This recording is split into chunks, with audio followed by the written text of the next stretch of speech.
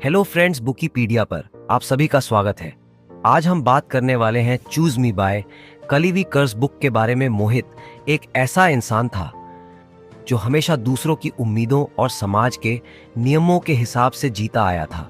School से लेकर नौकरी तक यही हर एक फैसला उसने इस डर से लिया था कि कहीं लोग उसे गलत ना समझ ले, लेकिन अंदर से वह हमेशा अधूरा सा महसूस करता था।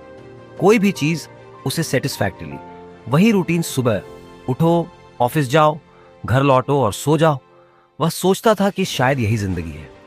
एक दिन मोहित एक कैफे में बैठा था अपने यूजुअल ब्लैक कॉफी के साथ। वह अक्सर कैफे में आता था बस कुछ सा एस्केप पाने के लिए। उस दिन उसकी नजर बुक शेल्फ पर पड़ी। वहां एक किताब रखी थी, choice me, staying true to yourself and living life you want by कलीवी कर्स। टाइटल ने उसे इंस्टेंट अट्रैक्ट किया।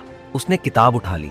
पहला पेज खोलते ही उसे पहला लेसन मिला, सेल्फ अवेयरनेस और understanding recognise your past experience triggers and patterns to heal and make conscious choices to align with your true self. Mohit ने चैप्टर पढ़ना शुरू किया। जैसे जैसे वह किताब के पेजेस पलट गया, वैसे वैसे उसे ऐसा महसूस हुआ जैसे कोई उसके दिमाग के अंदर झांक रहा हो। वह हर बात खुद से कनेक्ट कर पा रहा था। सेल्फ अवेयरनेस मतलब मुझे अपनी फीलिंगलेस और हैबिट्स पर ध्यान देना चाहिए। मोहित को लगा कि यह आसान नहीं होगा, लेकिन उसने सोच लिया कि ट्राई करना चाहिए। उस रात घर जाकर मोहित ने एक नोटबुक निकाली और लिखना शुरू किया। सबसे पहले उसने अपनी लाइफ के पुराने एक्सपीरियंस के बारे में सोचा। उसे याद आया कि स्कूल के दिनों में जब भी वह कुछ अलग करने की कोशिश करता, लोग उसे जज करने लगते थे। एक बार उसने डिबेट कंपटीशन में पार्टिसिपेट किया था, लेकिन जैसे ही उसने स्टेज पर कदम रखा, क्लासमेट्स ने हंसना शुरू कर दिया। उस दिन उसने फैसला किया था कि वह कभी स्पॉटलाइट में नहीं आएगा।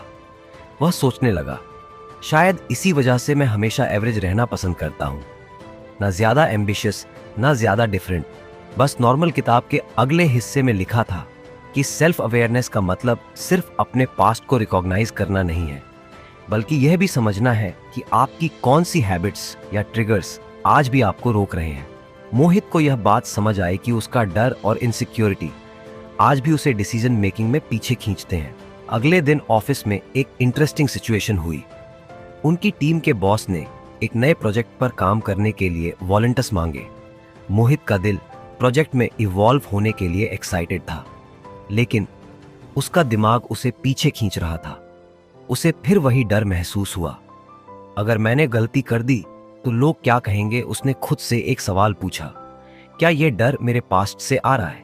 वह समझ गया कि यह डर उस पुराने इंसिडेंट का रिजल्ट है जब वह स्टेज पर बोला था और सबने उसे जज किया था।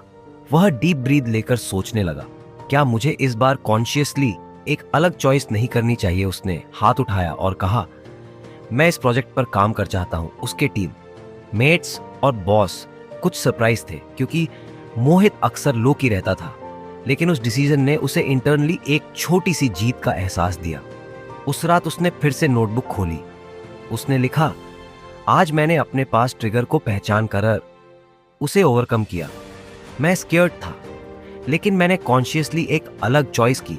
शायद यह जर्नी मुश्किल होगी, लेकिन मैं इसे कंटिन्यू करना चाहता हूं। मोहित ने अपनी किताब का पहला लेसन पूरी तरह से अप्लाई करना शुरू कर दिया। वह हर छोटी बड़ी सिचुएशन में खुद से सवाल करता, क्या यह डिसीजन मेरी कॉन्शियस चॉइस है या मेरा पास्ट मुझे कंट्रोल कर रहा है?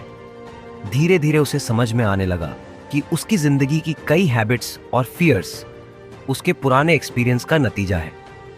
एक दिन मोहित की दोस्त अंशिका उससे मिलने आई। वह काफी समय बाद उसे मिल रही थी।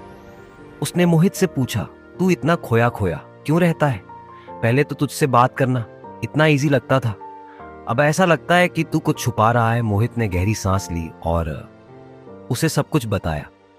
उसने किताब के बारे में, सेल्फ अवेयरनेस के बारे में और अपने पैटर्न्स को पहचानने की जर्नी के बारे में बात की। अंशिका ने मुस्कुराते हुए कहा, यार ये तो सच में कूल चीज है।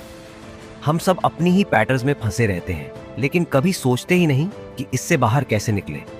शायद मुझे भी यह किताब पढ़नी चाहिए। मोहित ने कहा, एक बार ट्राई कर, यह आसान नहीं है, लेकिन जब आप अपने अंदर झांकने लगते हो तो चीजें क्लियरर होने लगती हैं। और हाँ, अनकंफर्टेबल भी अंशिका ने कहा।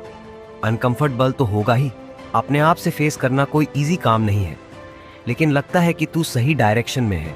मोहित की जर्नी अभी शुरू ही हुई थी।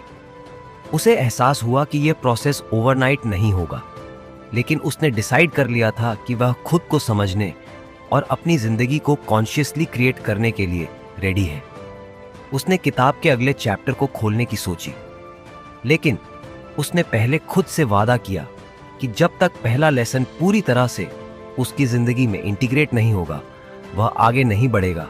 उसने धीरे धीरे खुद को अपने पुराने बिलीव्स और पैटर्न से बाहर निकालने का काम शुरू कर दिया। आगे क्या होगा, यह सोचकर मोहित कुछ एक्साइटेड भी था और नर्वस भी, लेकिन अब वह अपनी जिंदगी को कॉन्शियसली जीने की कोशिश कर रहा संगीत था। अगर आपको हमारी फ्री समरी अच्छी लगती है तो आप हमारे चैनल को सब्सक्राइब कर सकते हैं, हमारी मेंबरशिप खरीद सकते हैं या हमें यूपीआई के थ्रू सपोर्ट कर सकते हैं। अब समरी पर वापस चलते हैं। वह जानता था कि यह जर्नी लॉन्ग होगी,